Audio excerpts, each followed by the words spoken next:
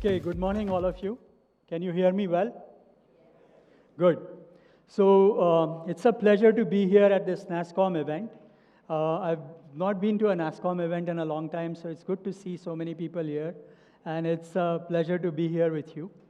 Let me first ask you one question before I get started. How many of you are actual software programmer, coder type people here? Towards some of you. How many of you define the fate of these coders, the HR people? It's most of you, right? So you're supposed to sell the ideas of what happens in the company to the rest of us. And I'm going to sort of use this opportunity to, let me first get my act together here. It's not moving.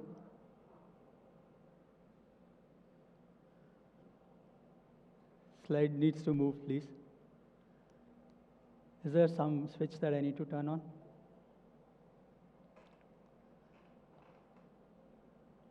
Okay. So very briefly, I started Persistent 35 years back, and I'm a coder by training. And I'll not spend much time here. For the last 6 years now, I've been the chairman of the company and have not been dealing with the operations of the company. So I don't have any up-to-date info about what exactly happens at Persistent.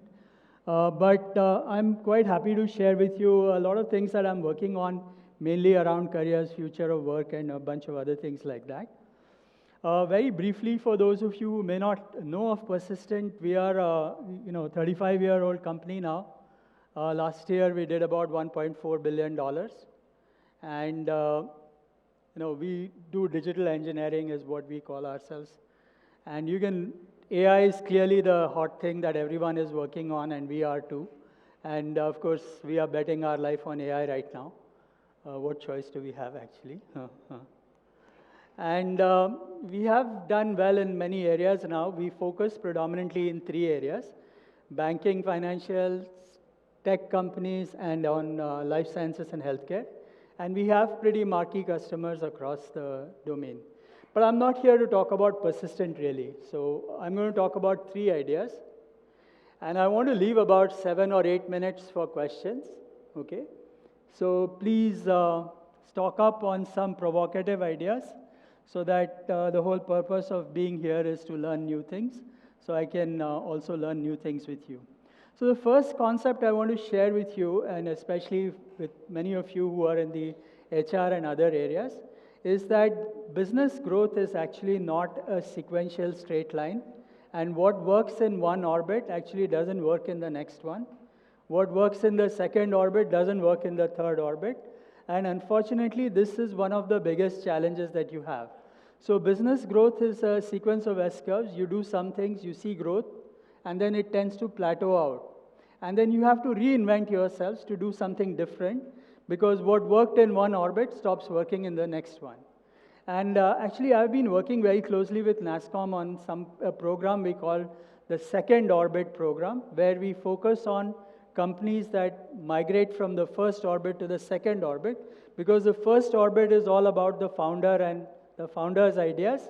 But when you take it to the next orbit, you got to bring a team and convert the company from my company to our company. Okay? And that's one of the biggest challenges that most of the founder companies have. How many of you are in sort of smaller, less than 100 people companies? So not too many. Between 100 and 1,000? More. 1,000 plus, I guess. Okay, that's the majority of companies. So at Persistent now that we are about 24,000 people, we have gone through this journey over the 35 years in multiple phases. So I would say we have gone into the 6th orbit right now. And over these 6 orbits, we have seen a difference in terms of the HR, the policies, what people do, how we run the company, actually changes from one form to the other. So one of the key things to learn from here is that when you get into a room like this and people share their brilliant ideas, they apply to their size of the company. They don't necessarily apply to everyone. So you have to think about these a little bit and pick the right things that are right for you. I just want to mention that in our first to second orbit shift, which is sort of first shown here, one of the most important things that we had to do was to convert the company from my company to our company. And for me, that took about a year, because when you are a founder of the company, you think that the company is all about you, right? And then it sort of get a reality check that there's only so much you can do yourself. And if you want the company to grow, then you need to bring in other people in it. And why would anybody else join you? They are interested in joining not you, but the mission that you have. So how do you recreate your business so that you're not about you, but it's about the company? And that transition, I find, is very important. And this is one thing that we talk a lot about when we talk about the second orbit companies. NASSCOM and IIT Bombay, we run this program together called the second orbit. So if companies want to scale from one level to the other, then that's sort of where we work on this particular program. So this was the first idea that I wanted to share with you, that companies' growth is not a straight line. What you do once does not necessarily work in the next orbit. So every time when something happens, there's a market shift, technology shift, some other change, everything changes, so to say. The policies change, how you deal with people changes, HR changes, and various other things that also change. Now, the second item that I want to share with you is regarding life at Persistent. So this is a little bit of our sort of realization that we had in about, I would say, 15 years back.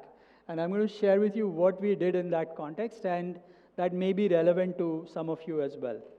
So one of the important things that we accepted, okay, now this is not something, when you work in a company, you think that everything is all about the company and the company should only worry about their life in the context of the company. But as the company started to grow and we started to see people and their lives unfold within the company, we realized and accepted the fact that, you know, an individual is really the key to the company. And the individual, actually, his life or her life is intertwined amongst broadly 4 categories. So me, what I do for myself, what I do for the company or my work, what I do with the family, and then what I do with the community. And harmonizing all these 4 ideas together is the key to success for any individual. So if you are an HR person at Persistent, the goal is not to necessarily just focus on what happens at work, but we need to make sure that we make life important for everyone and take care of it. The other important change that we made, there was a lot of discussion prior to that. We used to think like we would do like in our college, where everyone comes in, within 1 year you get promoted, next year you go to the next class, 3rd class, 4th class, whatever else. And there is this whole career plan. You should tell me what my career is going to look like. The company will take responsibility for your career and all of that stuff. And we realized that that is actually all bullshit. It never is possible for companies to take ownership of individuals' career. Because the companies may not last as long as the individual's career, right? Life of companies is getting shorter and shorter. Every orbit has different requirements. You need different kinds of people at every changed orbit. So trying to say that, you know, I'm going to take care of your life and career and you should work with me for your lifetime, and the company dies in 20 years or 15 years or even 10, then what happens to those employees, right? So how can the company take responsibility for employees? So who is responsible for your career and your life? It's you.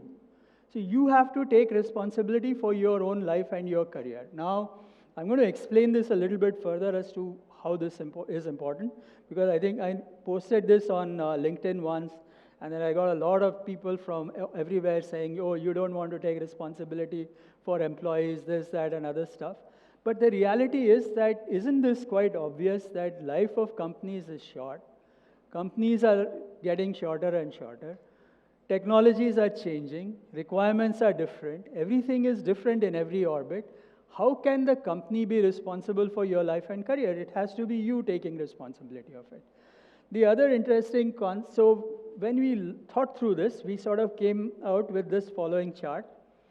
This is sort of where we felt that, okay, if an individual is responsible for their life and career, and typically someone who comes into a company will come in at the age of early 20s, and they have about, say, 40-year career within the company, what kind of things are important to them at that point of their life, right?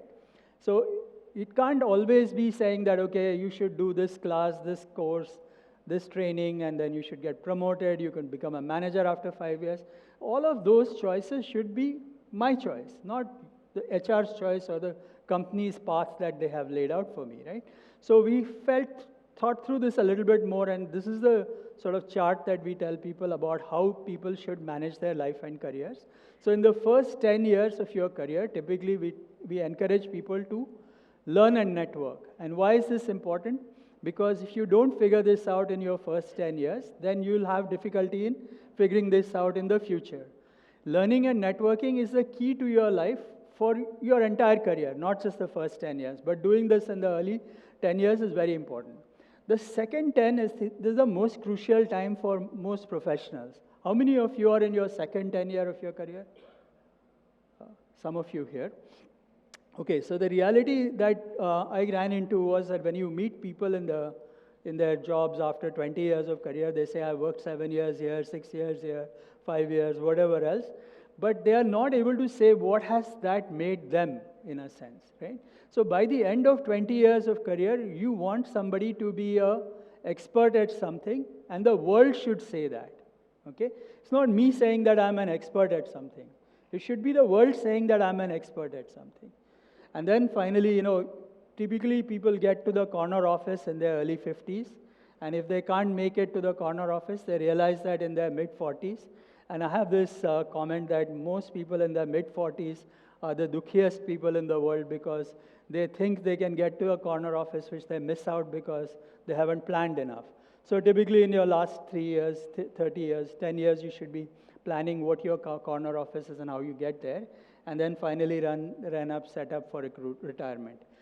This is actually the summary of what we have done, but the consequences of this is that if we want people to have a personal brand by the time they are 40, how as a company are we allowing people to make that happen?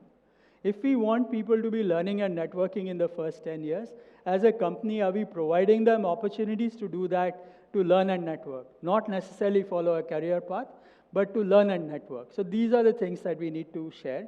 Now, when you tell people that you have your own choice and all that, one important thing to understand is that everyone has choices to make, and every choice has consequences. When you make your own choices, and I'm letting you decide what choice you want to make, you must accept the consequences of your choices. You can't not do that, right? Some of these things seem very obvious, but as you come into leadership position, the company goes, you will get into people who will come and tell you that, oh, I've worked here for 15 years, you haven't taken care of me, I should have been this or that or whatever. But the reality is that, everyone needs to take responsibility of their own life and their career and what choices they should make, right? So at Persistent, our job is to make sure that we are ensuring that our employees are better off with us than anywhere else, right? So every employee has their own aspirations and careers. So instead of trying to say, this is what you should do for us, so this is your career path, you make your choices, but how do we make the company appropriate for you to make the choices that you would want to make it happen for you? And this is the last, since I'm sort of at that zone right now, I wanted to put in a plug here. This is a very nice article that if you haven't looked at, take a look at it. It's from the Atlantic magazine by a gentleman called Arthur C. Brooks. And he says that every career has a certain shelf life, so to say. And at a certain point in your career, it sort of maxes out. And the earlier you find your next career, the better off you are in terms of your life and career. And he talks about the people in the mid-50s and 50 plus where you sort of feel like, okay, you're going to keep doing other things. But the reality is that the shelf life of your career is starting to come to an end, and you really need to plan your next one. So not only do we need to help people plan on what they are doing within the company, but after the company as well. Okay, now let me get to the third thing. How many of you believe that AI is going to kill jobs? Very few of you. Okay.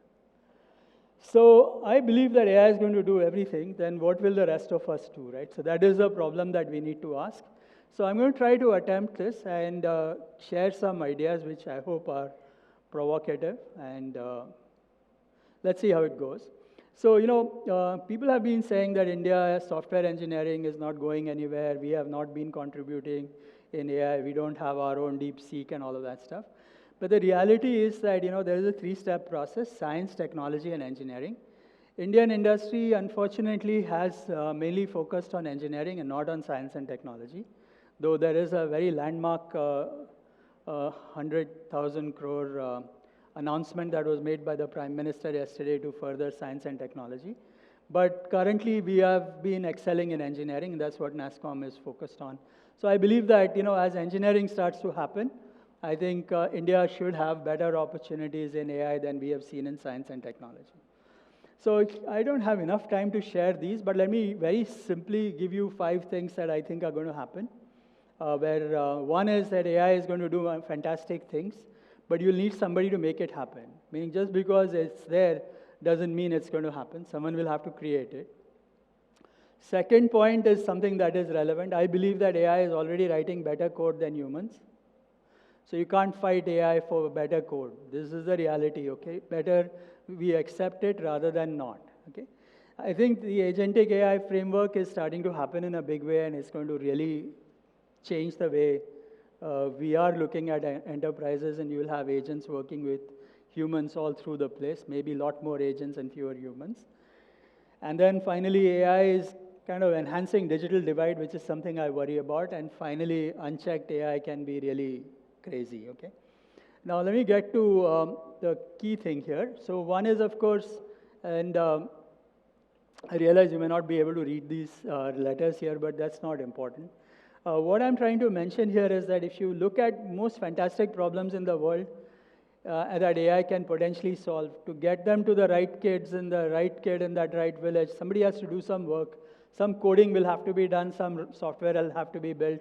We want healthcare to happen in every corner of India, but it's not going to be just ChatGPT and everything is all there. You'll have to bring it into the right place, in the right context, with the right multimodality, within guardrails and a whole bunch of things around that. So fantastic things can happen, but to make those fantastic things happen, you are going to need software engineers to do this work. So this is one hope part of the discussion. Now comes to the other one that I wanted to share with you as a story about chess first, and then relate that to software engineers. So as you may be aware that, chess has been one of those AI problems that all engineers have been thinking about for a very long time. Very early on, people were trying to do this. In 1979, for example, Ken Thompson developed his chess machine called Belle. In 1989, Kasparov defeated IBM's Deep Thought, but in 1997, IBM's Deep Blue defeated Kasparov. And over the years, chess engines, I'm sure you're familiar with chess engines, have started getting better and better to the extent that any reasonable chess engine will beat a human 100% of the time. Not sometimes, 100% of the time. So I was part of this discussion in the mid-2005-07 when we actually handed out notebooks to a lot of chess players saying, what is there to play anymore? If chess is going to beat humans, the game is pretty much dead. There is nothing left to play. Anyone just plays with the computer and you'll beat it. Now, if you think about chess at this moment, especially in Chennai now, we are here, chess has really been Chennai is the world capital of chess right now. Partly, you have all these young people who are all playing with the computer. They're not fighting it. They know that computer can beat it. But they have figured out how to play with the computer in the background. So computer is not on the board, but you are training using the computer. You are learning with the computer. The chess engines are playing with you. So if you ask the grandmasters about the game that they play now, it is very different from the game that would have been played 10, 15 years back. Because of chess and AI, new moves have been evolved, new choices are being made that would not have been considered acceptable in the past. So this is where chess and AI have learned to live together. And I think the point I'm trying to make is that we humans better accept the fact that AI is going to write better code than us. So we must live with AI as a better coder than us than trying to fight AI to say that I'm going to be a better coder than AI in any way, because I think that battle is unfortunately lost. Now, there's a difficult question now. So if AI is going to write all the code, what will we do, right? Going back to the same problem. So reality is, of course, there are, when AI writes better code, you have to tell it what to do, right? So asking the right question is going to be the key to success. Bridging disciplines is going to be important. So if someone is going to make a program to do healthcare for rural villages, someone needs to understand healthcare and AI and bring this all together. One of the important things, and if you want to see a doomsday story, you can listen to or read Yuval Harare's book called Nexus. And he talks about how humans are very bad at determining what is truth and what is not. We get swayed and carried away by fake news. And AI is the master at fake news generation. So how do you decide what is true? So I think we need to go back to philosophers and philosophy to understand what is truth. So these more fundamental questions are going to become important. And of course, security, think creatively, all of these things are critical and important. I would claim that as AI gets to be vertical, gets deep in many of these things, humans, we need to get more horizontal. So our ability to connect the dots is going to be very critical in terms of where AI is going and where humans need to go. I'll skip this. Yeah, this is a very obvious equation, as you would expect. Work is equal to effort multiplied by productivity. So as productivity goes up for the same work, effort will go down. Meaning this is physics, right? Meaning there's no complexity here as such. So irrespective of what your management tells you, the fact is for the same work, we are going to need fewer people to do the job. So that is the reality of where we are headed, and this is a very scary proposition for all of us sitting in the tech industry. Now, the problem that needs to be thought of is work really bounded? Can work be increased, right? So the question is if we can increase the work, so if I know I have improved productivity for the same effort, I could do a lot more work. So now the challenge here is not so much about is the effort going to go down for the same work? Yes, it will go down. But is there an opportunity to find new work so that we can have more work for all of us to do? And that is a very different skill as compared to the skill that people have for doing effort. So I think one of the things that I would encourage all of you to think about as you tell your employees what is likely to happen with AI is to think about how do we create the people who can find work. Okay, so that's where I would like to leave this. I'm going to leave this to the last slide while we take questions right now. We have about 4 minutes. So let's assemble the questions, and this is the last one that I want to share. And this is just a reality check kind of a slide. So this particular diagram, I remember I picked out from 2008-9 when we were talking about cloud computing. So this is where it says that in the beginning, oh, I have very complex architecture. I'm going to make a cloud, one blob, and yeah, it's cloud. Now, this was in 2008, and I'm sure you all know that we still are migrating things to the cloud, okay, 20 plus years now, nearly 20 years. So while it seemed like a beautiful chart, I had demos of this, take any load, put some script, and it moves up. It's still going on. I did the same thing in 2016 when we were talking about APIs. We had fantastic demos of how you would wrap everything into an API, and now, you have everything on API, one single click, and you have fantastic integration of various things. We are still writing APIs. And the same thing, I believe, will happen with agents. So let's see how it goes, but I think there is no doubt that programmers, AI is going to write better programs than humans. Let me stop here and take any few questions. Yeah? Pleasure meeting you, Anand, sir. I'm coming from John Deere. My name is Krishna. The question is, you spoke about multiple S-curves, companies going through multiple S-curves and not a linear path necessarily. And you did mention that companies rediscover themselves with respect to policies, even employees for that matter. Can you provide one example from Persistent when they went through multiple S-curve and HR impact had to happen? I mean, more related to our subject, if at all, if you can provide from example. Okay, let me take the questions and then I'll come back to you. My name is Sachidanand from Hapag Lloyd. Thank you very much for a very thought-provoking speech. As you said, we can be a bit provocative in the way what you presented. And when you spoke about life of companies getting shorter, I mean, looking at Persistent itself by name, Persistent, and by being there 35 years, and I'm sure you're going to be there for longer. I feel if companies are able to reinvent and reimagine, then you can also have right people who are open, agile, and willing to learn. Then they can build careers longer. So your statement that companies' life is getting shorter might be in a certain context right, but in a reinvent, reimagine world, companies can last much longer. So can the careers, right? Okay. I'll take 2 more questions and then I'll answer all of them. Hi, I'm Sudarshan. And I just wanted to know, how do you expect hiring to change with AI coming in specifically for software folks? Yeah. Hi, my name is Akash, and you showed the S-curve for persistent. We saw that the first part took about 11 years, and thereby it started reducing as we went forward. Yeah. Is that because of the advent of technology, or is that how we grow? Yeah. Thank you. Let's take one last question here.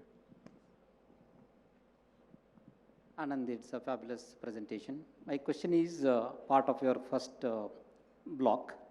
Now you said you had a responsibility of making people my company to our company. But today, Gen Zs and agents together, it is their company mindset. People say it is their companies. They are working for only task. What are the 2 or 3 things very important in the midst of this AI, agentic AI ruling the world? What are the messages to the audience? Okay, I think I'm out of time here, but I'm going to just, all of these together sort of, we're all relating to the S-curves and all of these things. So let me give you very short answers on this. First, it is very hard to make this transition from one orbit to the next orbit. It is very, very hard because everything changes. People change, you need different kinds of skills, different people kinds of skills are needed, different business models, all kinds of things are very different in every one of them. And one of the reasons why companies have very high mortality is at these transitions because they're not able to make that shift. And one of the hardest things to make a shift is the people making shifts. People are not able to move from an organization where everyone is working together in one room to a 10,000 people organization. And that is one of the trickiest parts of what needs to happen.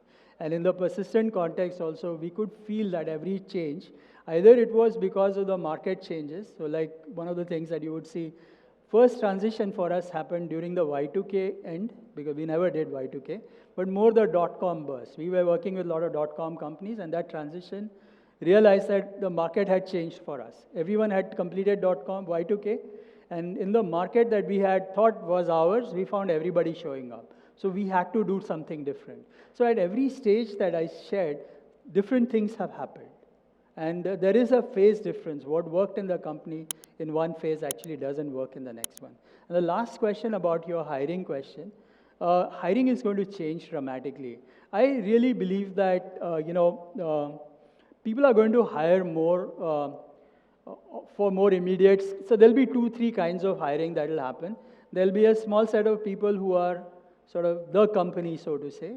And then there will be more and more people who will come in for projects or activities as needed and necessarily will want to move out and will move out of companies for a period of time. So you will not have everybody in the company with a mission that they are going to stay with the company for the life of the company, while there will be some who believe that. So you will get a mix of all kinds of people who will have different expectations from themselves and their companies. And overall, you will find a very tricky mix if you are hiring, because you will always have to be hiring and letting go people at the same time. Unfortunately, that's the way it is. And you might, I don't know, more and more AI agents are going to hire, but really, when it comes to people who are going to stay with you long term, the hugs and, warm bonding that you create is going to be still very important. I need to stop here. My time is up. Thank you very much for inviting me, and if you need something, please let me know.